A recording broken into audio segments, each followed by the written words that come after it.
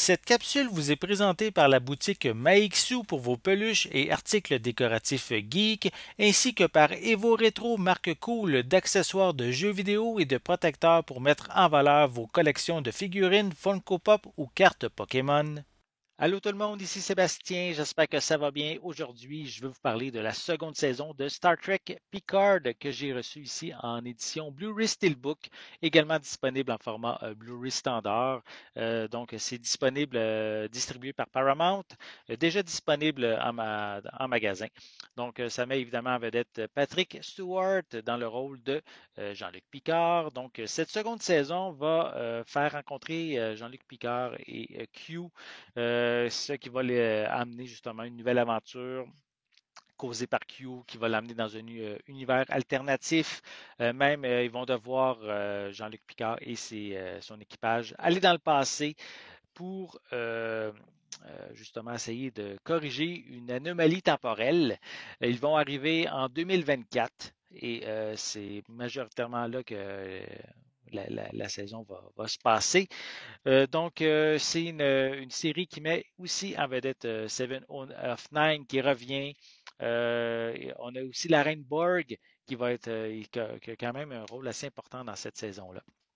On a Brent Spinner qui est de retour dans le rôle du docteur ici, Sung, un personnage qui va causer quand même plusieurs ennuis. Les autres personnages principaux sont là aussi. Je ne vais pas rentrer à détailler chacun d'eux. Mais c'est une saison, pardon, que j'ai trouvé un peu longue. Les personnages ont certains enjeux importants, oui, mais je trouve que ça traîne en longueur, ça avance pas vite. C'est même, on se demande pourquoi il y a des intrigues secondaires, pourquoi ils sont présentés. Il y a assez de contenu avec l'intrigue principale pour sans nécessairement d'ajouter des secondaires qui allongent inutilement, je trouve, l'intrigue. On joue beaucoup sur le thème de la solitude au niveau de cette seconde saison, notamment pour Picard qui était quasiment seul toute sa vie, pour Q aussi qui a une certaine solitude, Jurati, aussi la Reine Borg qui en fait ont également des éléments qui sont un petit peu isolés chacun de leur côté. Donc, il y a beaucoup de solitude qui est présentée dans cette seconde saison-là et c'est un thème assez récurrent, on pourrait dire, tout au long de la saison.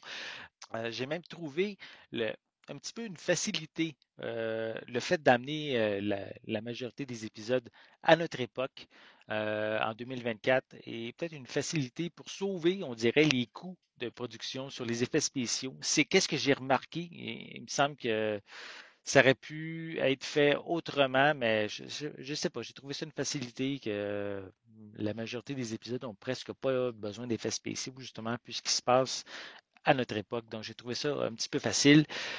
Sinon, une saison, je trouvais la première saison était tellement bonne, je l'avais tellement adorée.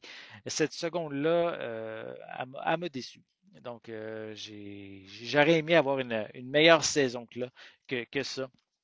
Mais surtout que moi, j'adore les voyages dans le temps, mais malheureusement, celui-ci ne m'a pas passionné, captivé, plus qu'est-ce que autant que qu'est-ce que je pensais. Par contre, un des personnages que j'ai bien apprécié, c'est le retour de Guinan dans cette saison-là. On la voit sous les traits de Whoopi Goldberg, on pourrait dire, dans le futur, mais on la découvre aussi sous les traits d'une autre actrice. Malheureusement, j'ai oublié le nom de cette actrice à notre époque, en 2024. Et je trouve qu'elle a vraiment quelque chose d'attachant, de captivant à voir dans son jeu d'acteur. Donc, j'ai bien aimé sa prestation de Guinan à notre époque. Mais ça reste quand même que euh, les intrigues sont intéressantes, principales, mais traînent un petit peu trop en longueur. On arrive quand même à la fin à quelque chose de, on pourrait dire, nouveau, qu'on n'avait jamais vu au niveau des Borg. Je trouve ça intéressant, par contre, de ce côté-là. On va voir qu'est-ce qui va arriver pour cette troisième et dernière saison aussi qui devrait arriver prochainement. Mais si vous êtes fan de Star Trek, c'est évident, je vous invite à vous la procurer. C'est pas nécessairement la meilleure personnellement que je trouve, Peut-être pour vous, ça va être différent. Mais ça reste quand même du Star Trek. Donc, si vous êtes fan, il y a quand même plusieurs éléments intéressants à découvrir, même si ce n'est pas la meilleure, malheureusement, de l'univers de Star Trek. Donc, ben, j'espère que vous avez aimé cette vidéo. Si c'est le cas, n'hésitez pas à mettre un pouce en l'air, à laisser des commentaires. Dites-moi justement, est-ce que vous avez regardé Star Trek Picard et est-ce que vous avez aimé? Laissez-moi vos commentaires à ce sujet en dessous de la vidéo. Et moi, je vais être de retour très bientôt pour une prochaine capsule. À la prochaine!